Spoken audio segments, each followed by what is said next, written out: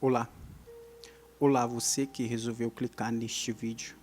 Se você ainda não se inscreveu no canal, por favor se inscreva e desde já agradeço a assistência e por favor compartilhe com seus amigos este vídeo. Meu nome é Cleiton Silva e dou início ao vídeo depois de convidá-los a frequentar o canal. Se você tem interesse em assistir alguns dos assuntos que serão tratados aqui no canal, por favor assista. Então hoje o que temos pela frente é a análise desse texto, deste pensador excelente. Santo Agostinho, ou para os mais íntimos apenas Agostinho, é um dos grandes influenciadores da história da humanidade. Esse homem influenciou pensadores ativamente.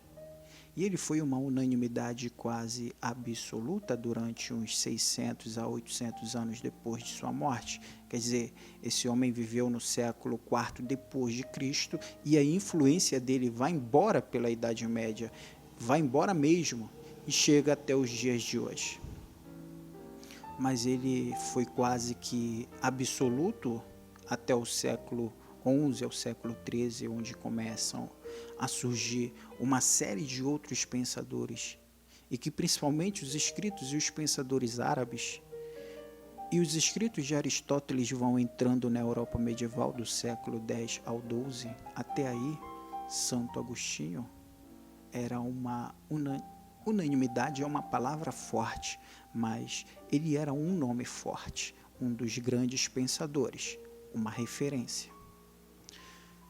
Depois que surgem pensadores do porte de Santo Tomás de Aquino, a atenção passa a ser dividida, mas mesmo assim, Santo Agostinho fica conhecido pelo seu trabalho em filosofia e em teologia. Bom, Agostinho é o que costuma se chamar de doutor da Igreja, doutor do Ocidente, e ele é um dos padres da Igreja Católica. E quem eram esses homens? Os padres da igreja era uma turma de pensadores que viveram no século II ao século VI ou VII, no máximo, depois de Cristo. E eram pensadores que procuravam colocar adiante a seguinte obra, e daí nasce a filosofia cristã. Qual era a obra que esses homens queriam fazer? Esses homens queriam promover uma união entre o cristianismo, simbolizado pela Bíblia, a palavra de Deus, na sua posição central aos conhecimentos pagãos, que eram conhecimentos dos gregos e romanos. E é dessa harmonia que surge a filosofia cristã.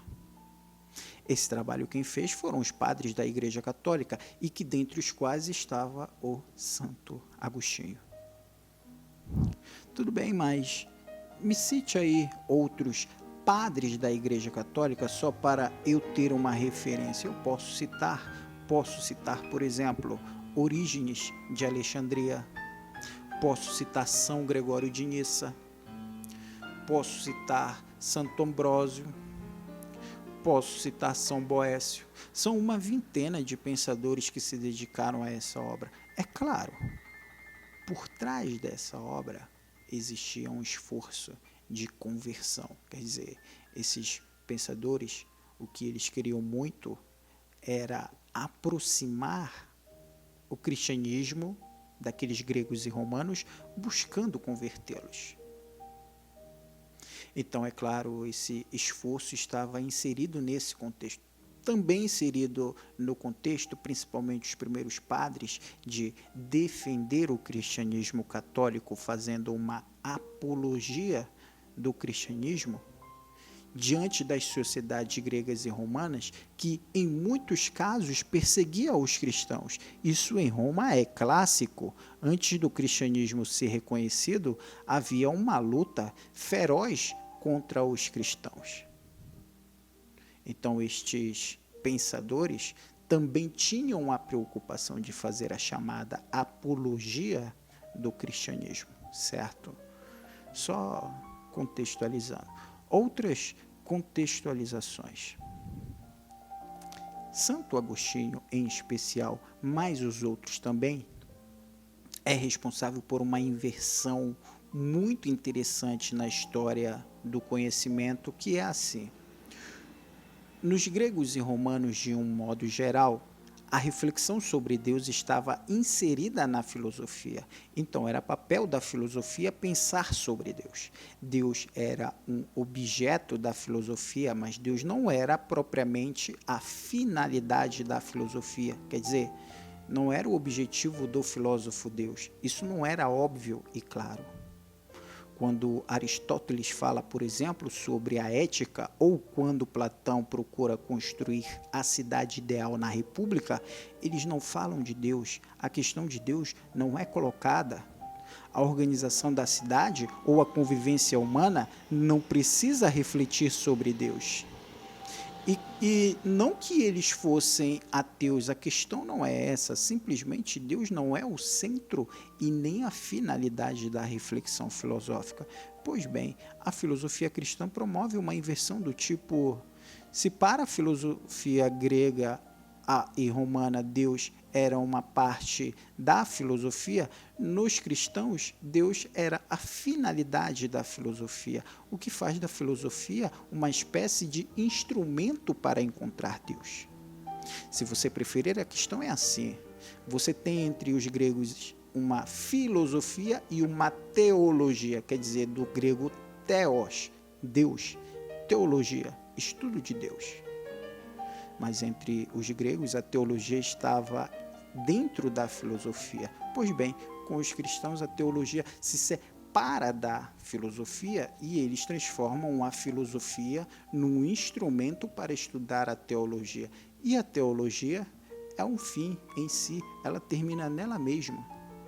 Em suma, o resumo da ópera é que a filosofia se torna um instrumento na mão dos teólogos que usarão dela para alcançar Deus. Mas a filosofia cristã em geral, pelo menos em Agostinho e nesses pensadores iniciais, não termina na filosofia. Ela tem que acabar em Deus e a filosofia é um meio. Bom, dentro desse condensado que fiz, temos um texto central de Agostinho. O curioso é que quando as pessoas falam de Agostinho, costumam se falar de dois textos, A Cidade de Deus e, sobretudo, Confissões. Eu li o texto do livre-arbítrio e estou lendo Confissões e percebo que o texto que vamos analisar hoje é muito mais interessante do ponto de vista filosófico do que Confissões. Não que Confissões não seja interessante, pois o livro é excepcional, vale muito a pena a leitura. Mas eu considero Confissões um texto muito mais teológico do que filosófico. Portanto, se você se interessa pela filosofia de Agostinho, eu recomendo esse texto do livre-arbítrio. E depois, se você quiser, leia Confissões. Vale muito a pena. Belezura? Sobre o que fala esse texto? Bom, o texto é escrito em forma de diálogo, à moda de Platão. E Agostinho dialoga com seu amigo Evódio. E essa obra é escrita durante um longo período de tempo, de 388 a 395. Então, ele passou muito tempo escrevendo essa obra. E o tema central da obra é a liberdade e o mal. Por que o mal? Porque a filosofia cristã tem que lidar com um problema que é embaraçoso, que é o fato de existir o mal num mundo criado por um Deus bom. Então veja, você sabe que o cristianismo acredita que o mundo foi criado do nada. Quer dizer, Deus, que é o sumo bem, o perfeito bem, criou o mundo, mas o mundo, aos nossos olhos, tem o mal. Então certamente que a pergunta é, por que desgraça existe mal no mundo, se Deus que o criou é completamente bom? Quer dizer, como é possível um Deus completamente bom criar o mal? O caso é, amigo, que esse texto acaba falando de muitos outros assuntos, que não apenas o mal ou a liberdade, que também é um problemão para o cristianismo, porque você tem, de um lado, Deus que governa tudo, e do outro lado, você tem a afirmação de que o homem é livre. Ora, se Deus governa tudo, ele governa as decisões humanas, então ele já sabe o que o homem vai decidir. Então, como o homem pode ser livre? É um problemão também, um problemão. Então, vamos começar. Bom, o primeiro degrau que teremos que subir é uma pergunta que Santo Agostinho faz no meio do seu texto, mas que eu escolhi montando o vídeo, já fazendo-a de pronto, que é o quanto à existência de Deus.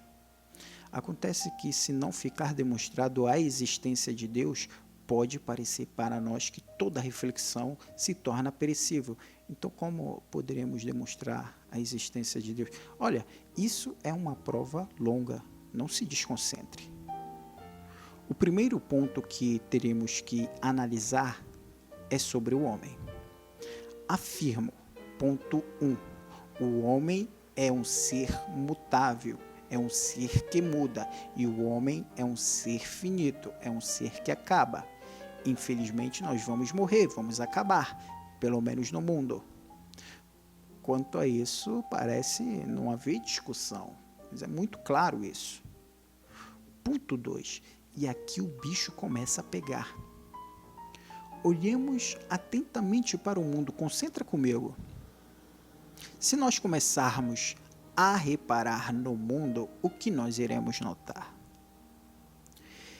Iremos notar que no mundo existem 3 tipos de realidades. Então veja, no mundo existem coisas que são e somente são. Ou seja, existem coisas que têm apenas uma realidade, o ser, o existir, a existência. Exemplo, a pedra. Exemplo, a planta, relógio, copo. São coisas que somente existem. Este é o nível de realidade que elas têm, a existência. Ponto final.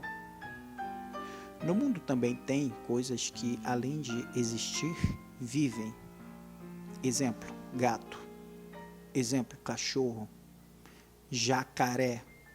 São seres que são e vivem, ou seja, existem 2 realidades. Eles são e eles vivem. Eles são animados. No mundo também tem, por fim, seres que são, vivem e entendem, que compreendem, que pensam, que raciocinam, que refletem. Somos nós, e por mais que muitos de nós não usemos o cérebro, acredite, o ser humano tem exclusivamente no mundo essa terceira realidade nele. O ser humano existe como a pedra, o ser humano vive como os animais, mas, acima de tudo, o ser humano não só tem essas 2 realidades, bem como sabe que existe e sabe que vive. Ele entende a própria existência e o próprio viver. Essa é a diferença de você e dos animais. O seu cachorro vive, mas ele não sabe que vive. Ele não é um ser consciente de si. Então, o mundo tem essas 3 realidades: o ser, o viver e o entender. Ora, isso leva Agostinho a uma constatação bem clara. Ponto 3, a de que no mundo existe uma clara hierarquia natural dos seres criados. Então, existe uma hierarquia natural dos seres criados, ou seja, os seres que são, que vivem e sabem que são e vivem, nós, são superiores, são mais perfeitos que os seres que só são e vivem. E esses, por sua vez, são mais perfeitos e, portanto, superiores que aos seres que apenas são. É como se fosse uma pirâmide, os seres que são a base, os seres que vivem no meio e os seres que entendem no topo da criação. Pois bem, ponto 1, sabemos que o homem é mutável e finito. Ponto 2, no mundo existem 3 tipos de seres: Ponto 3. As coisas do mundo estão distribuídas de acordo com uma hierarquia ontológica. Ponto 4. E aqui o bicho vai pegar de vez. Sabe o que acontece? Essa hierarquia ontológica do mundo se reproduz na alma humana. Excelente, excelente. Em outras palavras, a alma humana é dividida também nessas três realidades: o ser, o viver e o entender.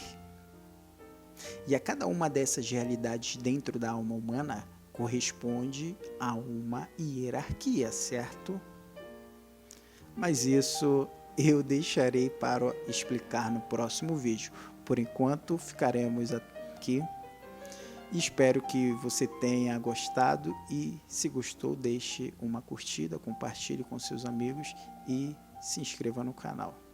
Muito obrigado e até o próximo vídeo.